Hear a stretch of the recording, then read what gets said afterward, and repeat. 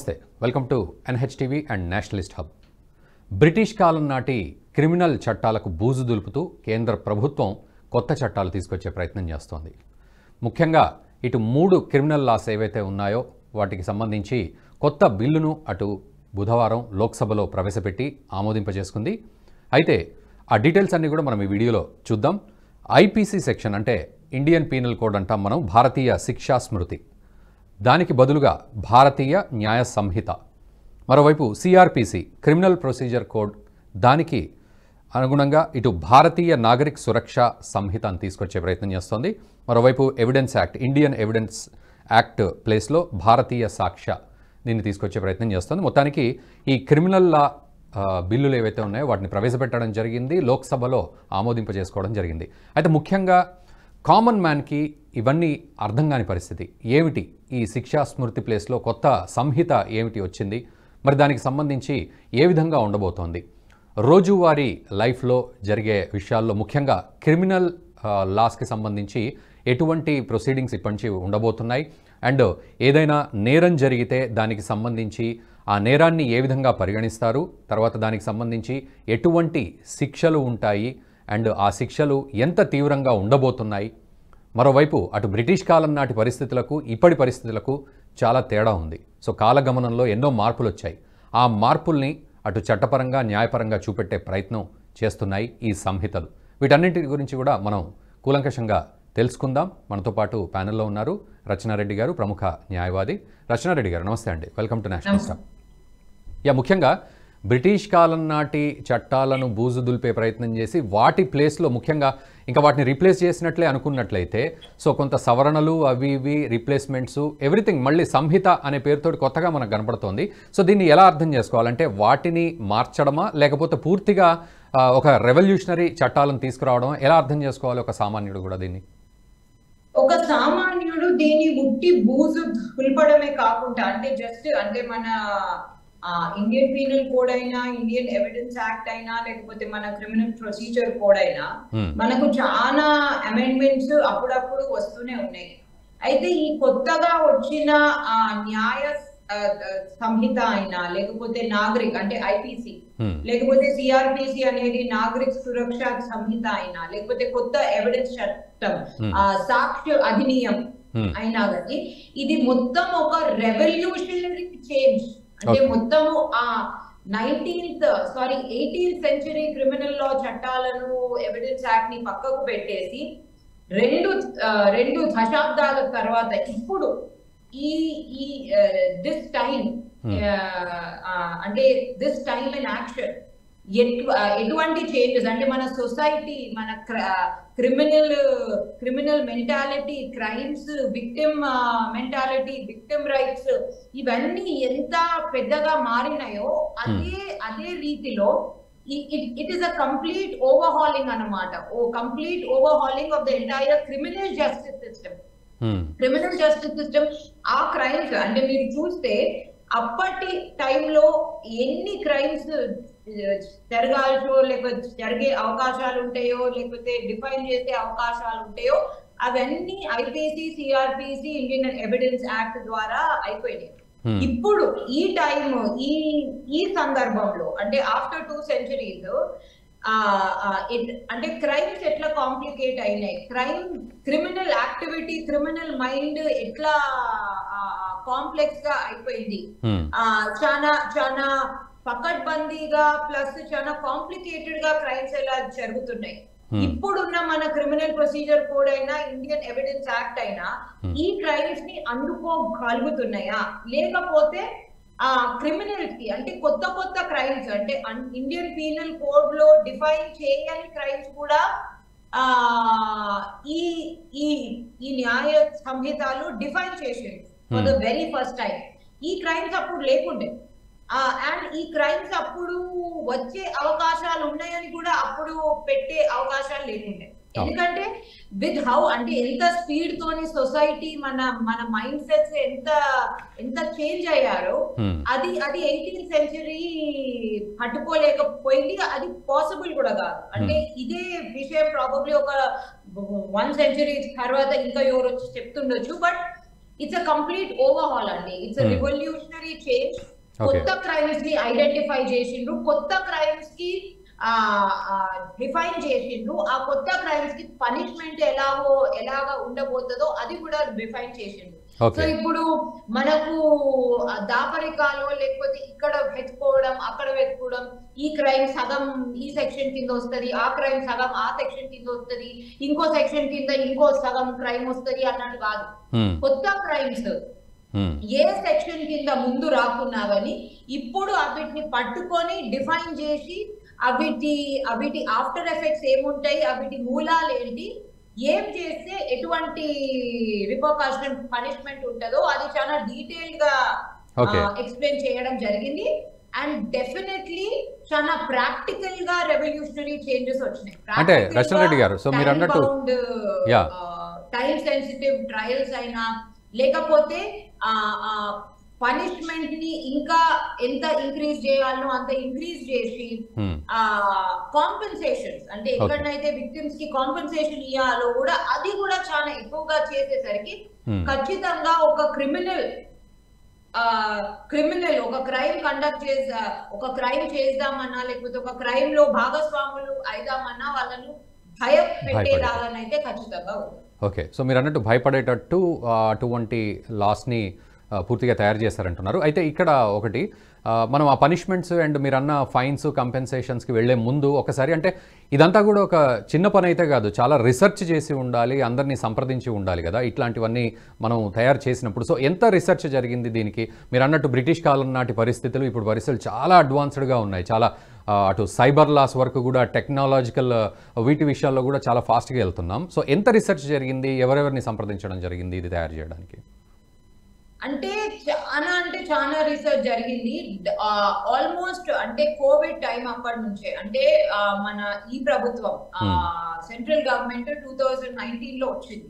2019 end నుంచే మొత్తం Covid టైంలో 2020, 21, 22 చాలా సార్లు ఆబ్జెక్షన్స్ ని మళ్ళీ పరిశీలించి ఆ ఆబ్జెక్షన్స్ ని దాంట్లో ఇంక్లూడ్ చేయడమా లేకపోతే ఆబ్జెక్షన్స్ ని కొంచెం పక్కకు పెట్టడమా ఇదంతా జరిగింది. అంటే ఎంత రీసెర్చ్ జరిగిందో నేను I just want to read out to you. Okay. In August of 2019, అంటే ప్రభుత్వం వచ్చిన 2 నెలల్లో, in August of 2019 the central government started taking suggestions from Bar Council, CJI, Chief Justice of India, and law universities in January 2020 started taking suggestions from all MLAs. Anni rashtralu union territories lo unna MLAs in 2020 started taking suggestions from all MPs in 2021, started taking suggestions from all IPS officers and collectors in 2021, and government important officers as well were and discussion was held. 158 suggestions తోని bills include అయినాయి. దాని తర్వాత August 2023 లో include అయిన bills అంటే suggestions include చేసిన draft bills August 2023 లో include చేయడం జరిగింది. దాని తర్వాత స్టాండింగ్ కమిటీ కూడా పంపించడం జరిగింది. స్టాండింగ్ కమిటీలో కూడా ఆగస్ట్ 2023 లో బిల్స్ ఇంట్రొడ్యూస్ చేసినప్పుడు, ప్రెజెంట్ చేసినప్పుడు అందరికి ఆబ్జెక్షన్స్ ఇచ్చే అవకాశాలు మళ్ళీ ఉండే. దాని తర్వాత ఆ స్టాండింగ్ కమిటీ నుంచి ఉన్న ఆబ్జెక్షన్స్ మళ్ళోసారి ఇచ్చేసి దాని తర్వాత మళ్ళీ ఇప్పుడు డిసెంబర్ 12th రోజు ఇంట్రొడ్యూస్ చేయడం జరిగింది, ప్రెజెంట్ చేయడం జరిగింది. సో ఈవెన్ వీళ్ళందరూ sir, high court, supreme court of India, the chief justice, the then chief justice and other judges, judicial academies అని ఉంటాయి.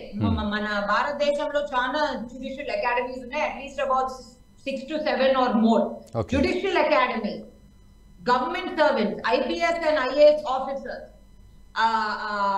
law universities, national law universities, మనకు about 14 national law universities ఉన్నాయి, other academies and professors, and plus parliamentary standing committees, ఇంకా law commission ద్వారా ద్వారా introduce చేసిన other committees, judicial committees, అంటే 2005 నుంచి దానికన్నా ముందు తర్వాత మలీమత్ కమిటీ, విశ్వనాథన్ కమిటీ, హెస్బోవా కమిటీ, వీళ్ళందరూ చేంజెస్ కావాలి. దాని తర్వాత 2019 లో వీళ్ళందరినీ సజెషన్స్, ఇన్ఫర్మేషన్, అడ్వైజ్ అడిగి అది మొత్తము క్రోడీకరించి ఆగస్ట్ 23లో దీన్ని ఇంట్రొడ్యూస్ చేయడం జరిగింది.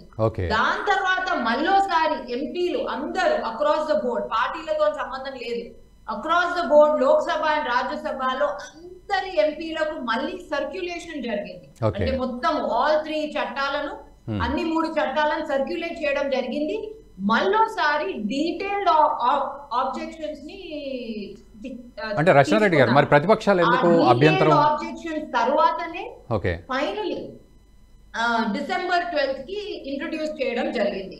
సో మామూలు రీసెర్చ్, మామూలు రికమెండేషన్స్, అడ్వైజ్ తీసుకోవడం, ప్రాపర్ గా సిస్టమాటిక్ గా అన్ని, అంటే మొత్తము భారత రాజ్యాంగంలో, భారతదేశంలో ఉన్న ఉన్నత న్యాయస్థానం నుంచి, ఉన్నతమైన లా యూనివర్సిటీస్ నుంచి, bar councils and bar associations, మమ్మల్ని అడ్వకేట్లను కూడా, జ్యుడిషియల్ అకాడమీస్ నుంచి, బార్ కౌన్సిల్స్, బార్ అసోసియేషన్స్ నుంచి, లా కమిటీస్ నుంచి, యూనివర్సిటీస్, ఎంపీస్, ఎమ్మెల్యేస్, వీళ్ళందరి నుంచి, అండ్ గవర్నమెంట్ సర్వెంట్స్ అందరి నుంచి information, resource, suggestion, recommendation, advices తీసుకున్న తర్వాతనే దాన్ని క్రోడీకరించడం జరిగింది.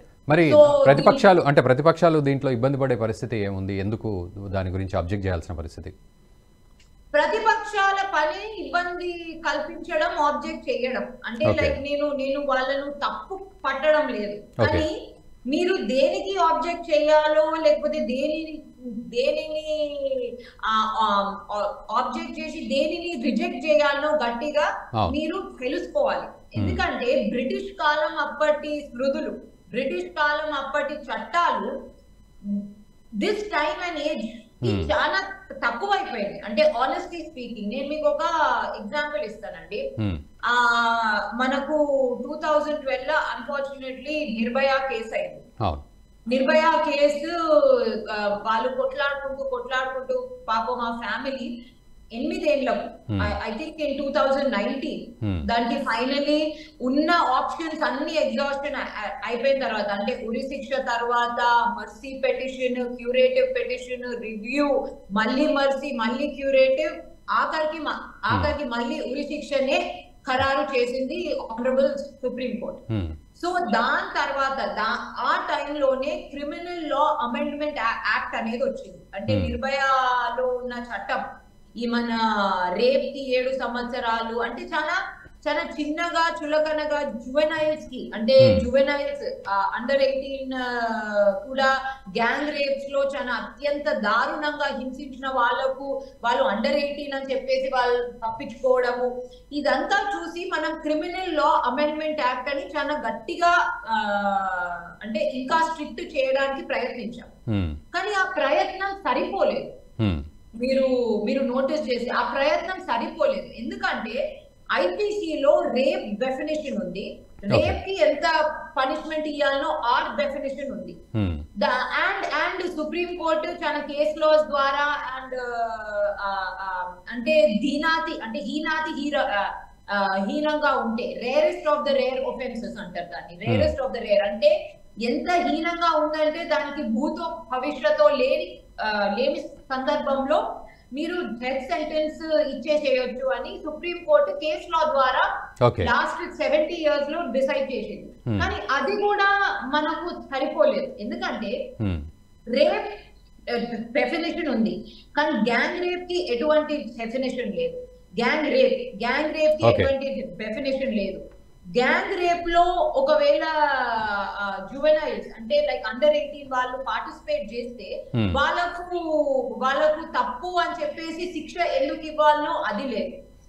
అండ్ ఒకవేళ వాళ్ళ పార్టిసిపేషన్, అంటే ఇప్పుడు నిర్భయ లాగా మీరు చూస్తే దాంట్లో అండర్ 18 జువెనైల్ పార్టిసిపేషన్ అత్యంత క్రూరంగా ఉండే. అది మనం అందరం దేశం మొత్తం చూసి సిగ్గుతోని తలవంచుకుంది. అత్యంత క్రూరంగా ఉండే కానీ వాళ్ళు తప్పించుకున్నారు. సో ఎంత వరకు తప్పించుకోవచ్చు, ఎట్లా తప్పించుకోవచ్చు? సో అందుకోసము దీంట్లో చాలా గ్యాంగ్ రేప్ కి డెఫినేషన్ ఉంది. గ్యాంగ్ రేప్ కి ఎంత ఎన్హాన్స్మెంట్ అంటే like death or life imprisonment, అంటే 14 ఏళ్ళు 12 ఏళ్ళు విత్ గుడ్ క్యారెక్టర్ అదంతా ఏం అన్ని పక్కకు పెట్టేసి life imprisonment are death penalty అని ఇచ్చేసింది. ఇక్కడ సుప్రీం కోర్టు మళ్ళా తల పట్టుకొని క్రూరంగా ఉందా, క్రూరం కన్నా తక్కువగా ఉందా, లేకపోతే హీనంగా ఉందా, లేకపోతే రెగ్యులర్ రేప్, అంటే మీరు ఒక రేప్ ని రెగ్యులర్ రేప్ లేకపోతే ఘోరమైన డిఫరెన్షియేట్ చేస్తారు. దాన్ని అంటే లైక్ అటువంటి ఆస్పెక్ట్స్ ని సుప్రీం కోర్ట్ ఈ చట్టం ద్వారా క్లియర్ గా రేప్ అంటే life imprisonment are death penalty, gang rape life imprisonment death penalty. ఈ గ్యాంగ్ రేప్ లో అండర్ 18 వాళ్ళు ఎవరన్నా ఉంటే, ఫర్ ఎగ్జాంపుల్ అండర్ 18 వాళ్ళు ఎవరన్నా ఉంటే సరే వాళ్ళకు డెత్ పెనాల్టీ ఉండదు, కానీ ఖచ్చితంగా లైఫ్ ఇంప్రిజన్మెంట్ అయితే ఖచ్చితంగా ఉండదు. సో నువ్వు చిన్న పిల్లవాడి అయినంత మాత్రాన నిన్ను పక్కకు పెట్టేసుడో లేకపోతే నేను ఏదో జువెనైల్ హోమ్ లో వేసేసుడో ఉండదు. నిన్ను చంపకపోవచ్చు, నీకు ఉరి ఇంకో ఏదో డెత్ పెనాలిటీ ఉండదు, కానీ ఖచ్చితంగా లైఫ్ ఇంప్రిజన్మెంట్ అయితే ఖచ్చితంగా ఉంటది. సో అలా so gang rape has been explain, అంటే దానికి ఒక డెఫినేషన్ ఇచ్చిండు. అంటే రచన రెడ్డి గారు ఇక్కడ అంటే మీరు అన్న ప్రకారం గనక ఆలోచిస్తే ఇవే చట్టాలు గనక అంటే ఈ రెవల్యూషన్ గనక ఇదివరకే వచ్చి ఉంటే మనం దురదృష్టవశాత్తు ఇటువంటి నిర్భయ ఘటనలు జరగడం అనేది ఉండకుండా మన రాష్ట్రంలో దిశ 2019 లో జస్ట్ కోవిడ్ కన్నా ముందు అదే పాపం అమ్మాయి వెటనరీ డాక్టర్ ని క్రూరంగా గ్యాంగ్ రేప్ చేసి దాని తర్వాత చంపేసి కాల్ చేసి చేసిన ఘటన హైదరాబాద్ లో. అంటే ఒక రకంగా ఇవన్నీ తప్పించి ఉండే పరిస్థితి ఉండేది, అంటే ఏదైనా నేరం చేయాలన్నా వెన్నులో వణుకు పుట్టే పరిస్థితి ఉండేది యాక్చువల్లీ. ఖచ్చితంగానండి, ఖచ్చితంగా. ఓకే, ఒక్కసారి పనిష్మెంట్స్ వైజ్ తీసుకుందామండి, పనిష్మెంట్స్ అండ్ ఫైన్స్ వైజ్. మీరు అన్నట్లు అంటే ఇప్పటి వరకు ఏ విధంగా ఉండింది అండ్ ఇప్పుడు మీరు చెప్పారు నిర్భయ ఇలాంటి సంఘటనలో జరిగితే తర్వాత ఇటు ఉమెన్ అండ్ చిల్డ్రన్ విషయంలో ప్రస్తుతం ఏ విధంగా ఈ మార్పు జరగబోతోంది? మరి అయితే మీరు నోటీస్ చేస్తే నేను ఈ టైంకి అంటే దిస్ టైం 21st సెంచరీకి ఇది కరెక్ట్ టైం కి తీసుకొచ్చిందని ఎందుకు అంటున్నానంటే క్రైమ్స్ కూడా చాలా కాంప్లెక్స్ గా అయిపోయాయి. అంటే మనుషులు అనుకోని స్థితిలో చేసిన అంటే లైక్ మనం ఇటువంటి క్రైమ్స్ కూడా చేస్తారా, ఇటువంటి క్రైమ్స్ కి ఏమన్నా శిక్ష ఉంటుందా, ఎలాంటి శిక్ష ఉందా, లేకపోతే దీనికి ఏమైనా పనిష్మెంట్ ఉందా అని చాలా సార్లు అనుకున్న ఇవి ఉంటాయి, సందర్భాలు ఉంటాయి. అటువంటి క్రైమ్స్ ని కూడా డిఫైన్ చేయడం జరిగింది.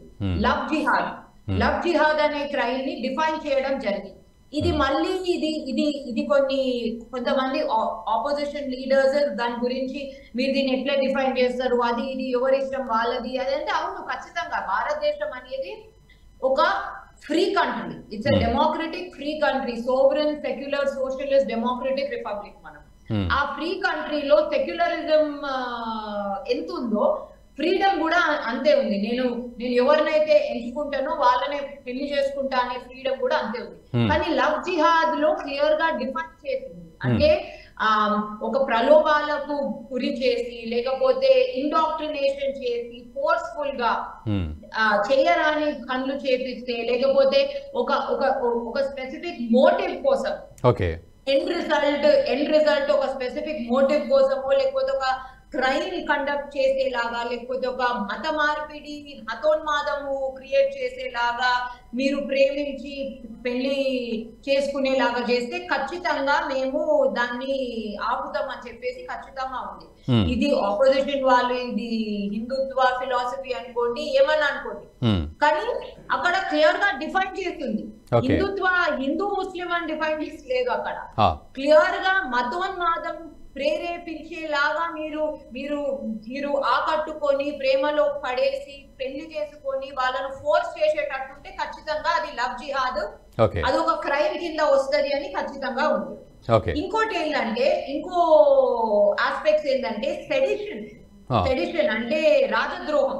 ఓకే రాజద్రోహం అనే దాన్ని అప్పుడు అంటే రాజుల కాలం బ్రిటిష్ కాలం అనే దాన్ని చాలా చేంజ్ చేసింది. అప్పుడు రాజద్రోహం అంటే బ్రిటిష్ క్రౌన్ కి అగేన్స్ట్ పోవడం, దాన్ని రాజద్రోహం అని అన్నారు.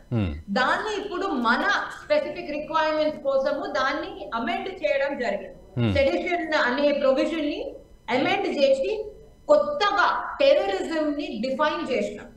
ఇప్పుడు మన for example Israel Gaza issue start అయినప్పుడు, అంటే వాళ్ళ ఇది స్టార్ట్ అయినప్పుడు, వార్ స్టార్ట్ అయినప్పుడు మన ప్రధానమంత్రి గారు ఒక వర్డ్ యూజ్ చేసిండు. అంటే అతను ఫస్ట్ టైం దాన్ని ఖండించినప్పుడు ఈ టెర్రరిస్ట్ యాక్టివిటీస్ ని మేము ఖండిస్తున్నాము, మేము అంటే మేము పీస్ వైపే ఉంటాము అని చెప్పేసి ఆయన అనడం జరిగింది.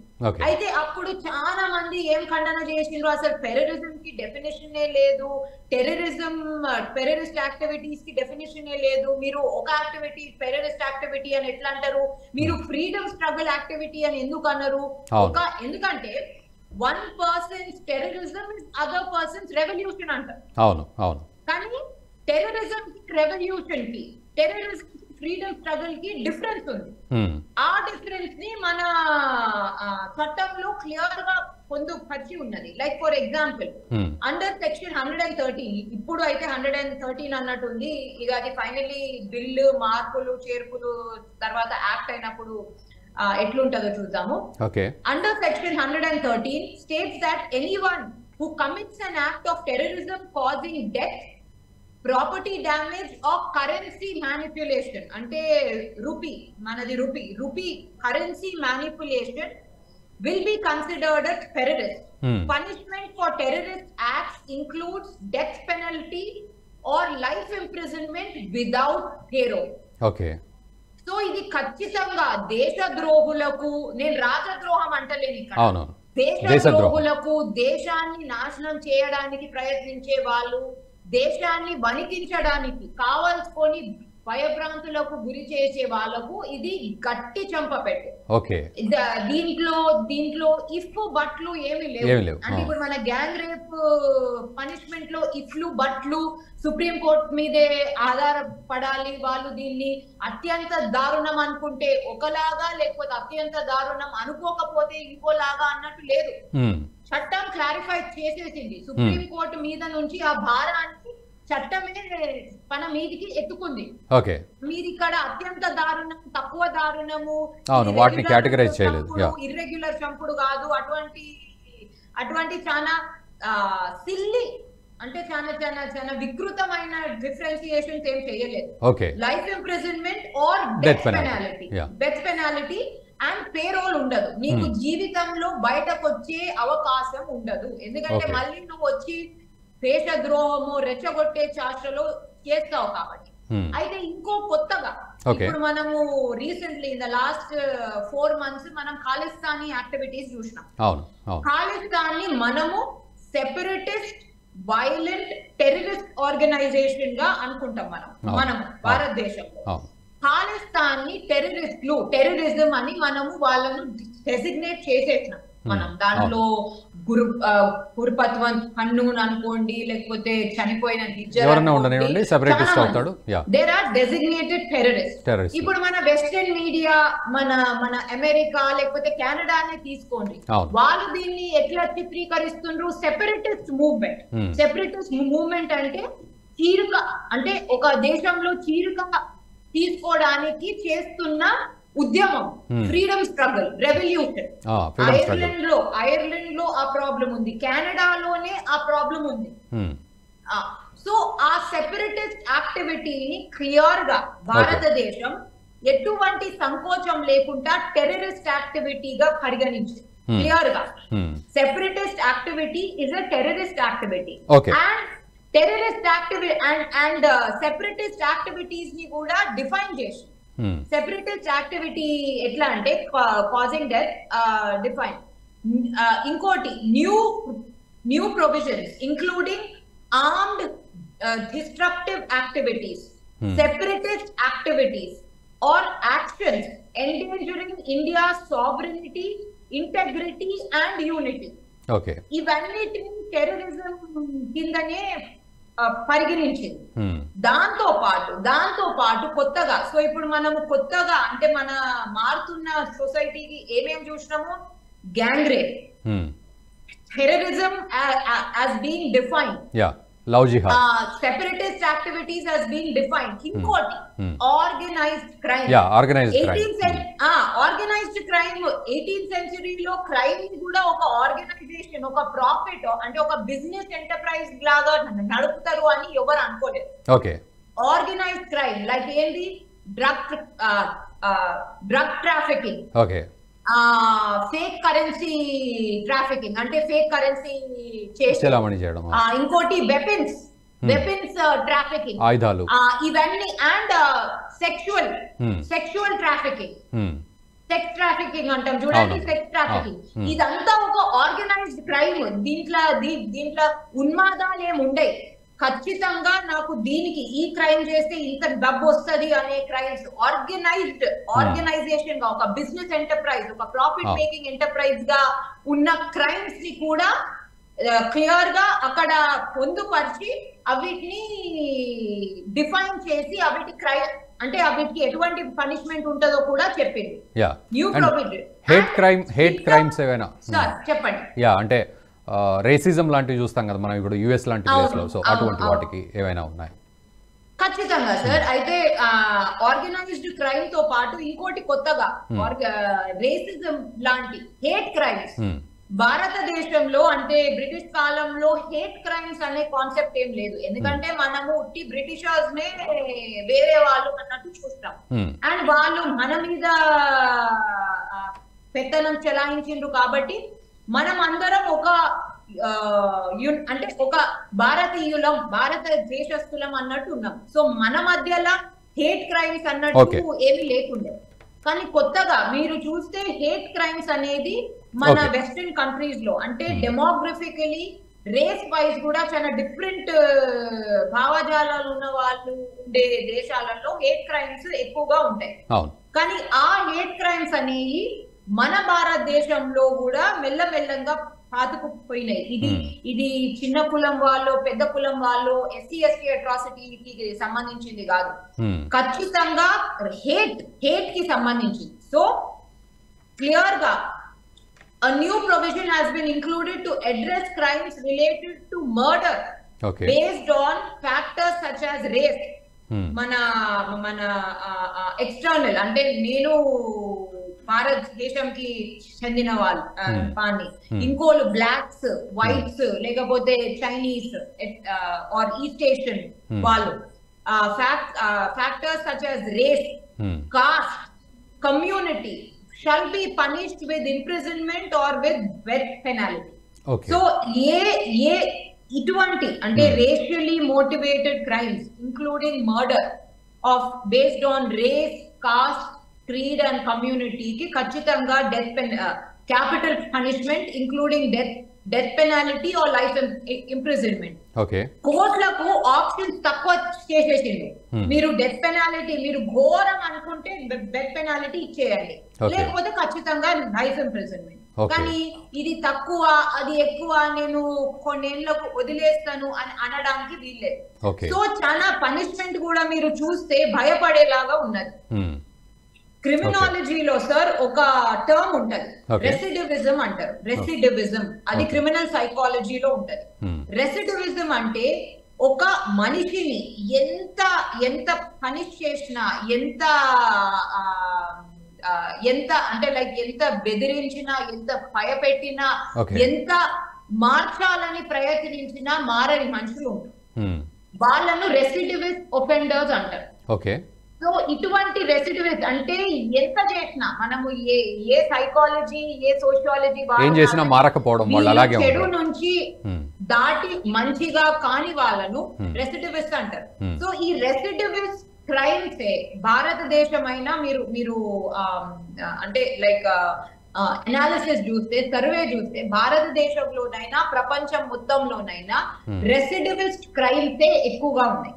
అంటే మళ్ళీ చేసే క్రిమినల్స్, మళ్ళీ చేసే క్రైమ్స్, మళ్ళీ చేసి లోపలికెళ్ళి బయటకు వచ్చి మళ్ళీ చేసే క్రిమినల్స్ ఎక్కువ ఉన్నారు. సడన్ గా ఉన్మాదంతోనో లేకపోతే బాధతోనో కోపంతోనో ఆ క్షణంలో చేసే క్రైమ్స్ చాలా తక్కువ. సో అందుకోసము ఇటువంటి పనిష్మెంట్స్ అటువంటి రెసిడివిస్ట్ కి వాళ్ళను మారవలేము, వాళ్ళను లోపల ఉంచుతాము, లేకపోతే వాళ్ళకు డెత్ పెనాల్టీ ఇస్తాము. అటువంటి దీంతో. అండ్ రచన రెడ్డి గారు, ఆడియో వీడియో రికార్డింగ్స్ తో ఈ ప్రొసీడింగ్స్ ఉంటాయా? ప్రతి ప్రొసీజర్ కూడా ఆడియో వీడియో రికార్డింగ్స్ ఉంటాయి కంపల్సరీ? అవును. Yeah, okay. సో చెప్పండి సార్. యా, అంటే ఓవరాల్ గా చూసినట్లయితే నిజంగా అంటే మరి ఇప్పుడు ఈ క్రిమినల్ లాస్ ఏవైతే ఉన్నాయో అవి మనకు ఎంతవరకు కామన్ మ్యాన్కి గట్టిగా ఉపయోగపడతాయి, ముఖ్యంగా సత్వర న్యాయం చేయడానికి? సో కొన్ని ఇందులో 45 రోజుల్లోనే న్యాయం చేసేటట్టుగా, 3 సంవత్సరాల్లోనే ఆ కేసు కంప్లీట్ అయ్యేటట్టుగా ఇట్లాంటివన్నీ కూడా ఉన్నాయి కదా. సో ఓవరాల్గా ఒక కామన్ మ్యాన్ దీన్ని ఏ విధంగా అర్థం చేసుకోవాలి, భారతదేశంలో ఎటువంటి చట్టాలు ఇక ముందు ఉండబోతున్నాయి అనేది అర్థం చేసుకోవాల్సిన పరిస్థితి. అయితే కామన్ మ్యాన్ పరంగా ఖచ్చితంగా ఇప్పుడు ఒక పోలీస్ స్టేషన్ కి పోయి కంప్లైంట్ ఇస్తే ఇది మా జ్యూరిస్డిక్షన్ కాదు, ఇది మా లొకాలిటీలో రాదు, లేకపోతే మీరు మళ్ళీ చూసుకొని రాండి, ఇది అది అని అనడానికి వీల్లేదు.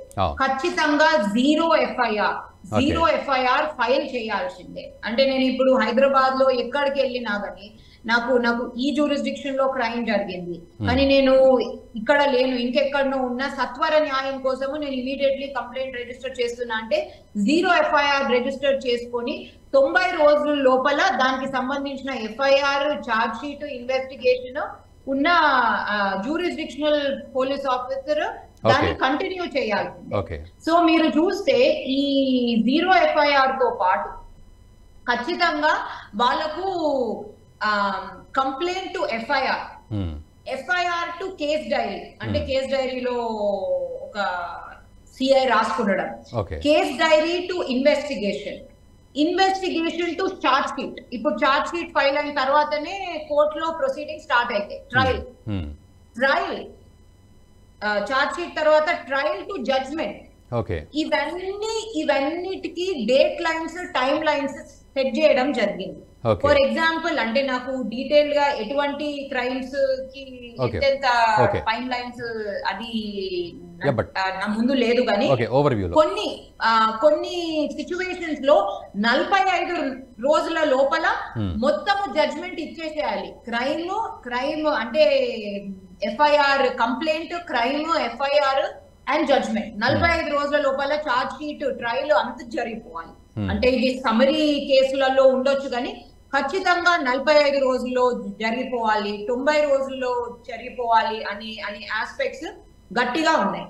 ఇంకోటి ఏంటంటే మొత్తము అంటే ఇప్పుడు మనము చాలా ట్రయల్ అప్పుడే మనము ఇది హాస్టైల్ విట్నెసెస్ అని చూస్తాం. హాస్టైల్ విట్నెసెస్ లేకపోతే ఒకసారి ఒకటి చెప్పి ఇంకోసారి ఇంకోటి చెప్పడము, లేకపోతే నన్ను పోలీసు వాళ్ళు టార్చర్ చేసి కస్టోడియల్ టార్చర్ 3rd డిగ్రీ చేసిన నుంచి కప్పించిండ్రు అంటే కన్ఫెషన్ ఇది చేపించిండ్రు అని చెప్పడం, ఇవన్నిటికీ చోటు ఇవ్వకుండా everything is going to be videographed and ఆడియోగ్రాఫ్.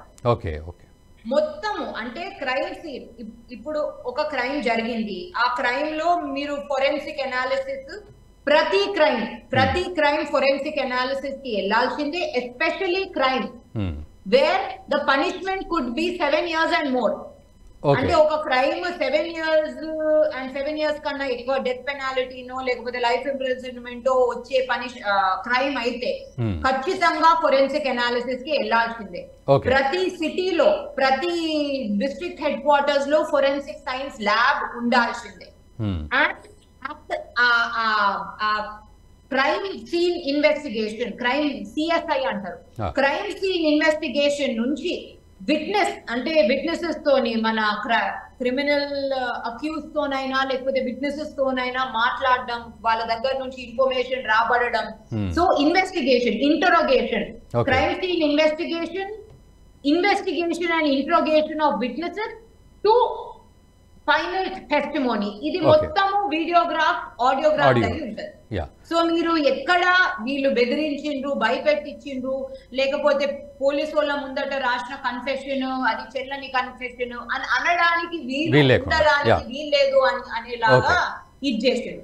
So ఇంకా మీరు ఎవిడెన్స్ కలెక్షన్ నే చూస్తే మొత్తము ఎవిడెన్స్ అంటే ఎఫ్ఐఆర్ నుంచి ఎవిడెన్స్ లాగ్ అంటారు. అంటే ఒక క్రైమ్ సీన్ లో నాకు ఒక ఫోన్ దొరికింది, లేకపోతే ఒక కీస్ దొరికినాయి, ఒక చాకు దొరికింది, లేకపోతే రక్తంతో కూడిన బట్టలు, అంత evidence log, evidence crime scene investigation, FIR, evidence log, witness testimony,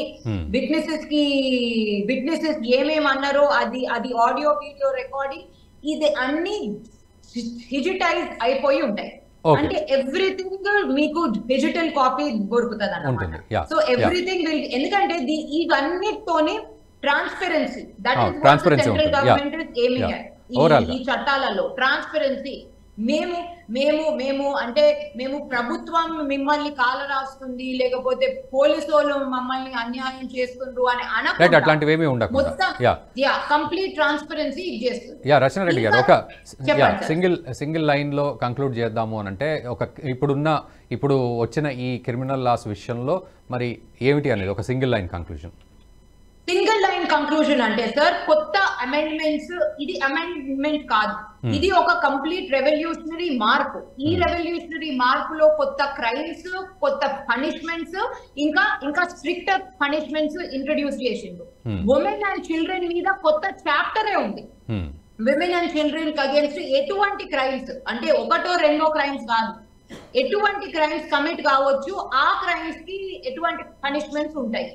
and most importantly చెప్పడం అనుకుంటున్నాను, ఇక్కడ విక్టిమ్ రైట్స్, విక్టిమ్ అంటే ఒక క్రైమ్, ఒక నేరం ఒక విక్టిమ్ కి అగేన్స్ట్ జరిగినప్పుడు విక్టిమ్స్ కి ఎటువంటి రైట్స్ ఉంటాయి. విక్టిమ్ కి ఎఫ్ఐఆర్ కాపీ అంటే free copy of the FIR, notification off the victim about the progress of the investigation within 90 days, including provisions of the victims to receive crucial information for trial, and compensation, mandatory disclosure of police reports. అంటే ఇప్పుడు మనం చాలా సార్లు చూస్తాం, police వాళ్ళు ఒక victim పోయి తెలుసుకుందాం అని అనుకుంటే వాళ్ళు వెళ్ళిపోండామా, లేకపోతే ట్రైల్ లో చూసుకుందాము, లేకపోతే మీకు అక్కడ చెప్తాను, లేకపోతే ఇది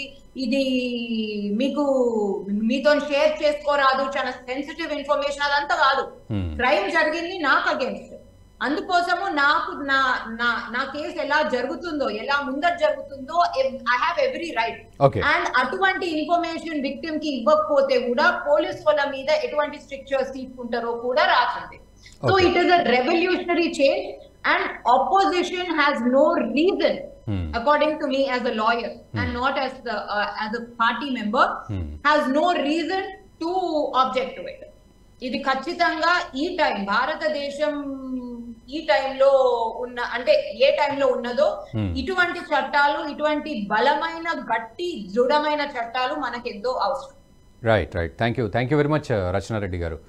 సో కంప్లీట్ డీటెయిల్స్ ఇచ్చారు. సో ఓవరాల్గా ఇప్పటివరకు చూస్తే మరి ఇప్పటివరకు అటు బ్రిటిష్ కాలం నాటి చట్టాలని మనం చూసాం. సో ఇప్పుడు రెవల్యూషనరీగా ఈ కొత్త చట్టాలు వస్తున్నాయి. ఇవి అమల్లోకి వచ్చాయంటే నిజంగా ఒక వ్యక్తి ఒక నేరానికి పాల్పడాలంటే వెన్నులో వణుకు పుట్టాల్సిందే అనే పరిస్థితులు, అటువంటి శిక్షలు, పెనాల్టీలు ఇందులో ఉన్నాయి.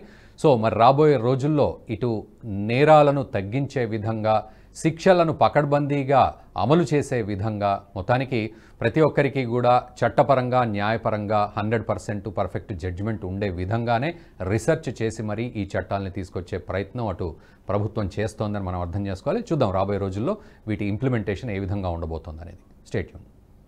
ఈ వీడియో మీకు నచ్చినట్టయితే లైక్ చేయండి, 10 మందికి షేర్ చేయండి. అలాగే కామెంట్ల రూపంలో మీ అభిప్రాయాలను మాతో పంచుకోండి. Nationalist hub group of channels ను సబ్స్క్రైబ్ చేసుకుని తెలుగునాట జాతీయవాద జర్నలిజాన్ని ప్రోత్సహించండి. ఈ వీడియో కింద ఉన్న బెల్ ఐకాన్ పై క్లిక్ చేయడం మర్చిపోవద్దు.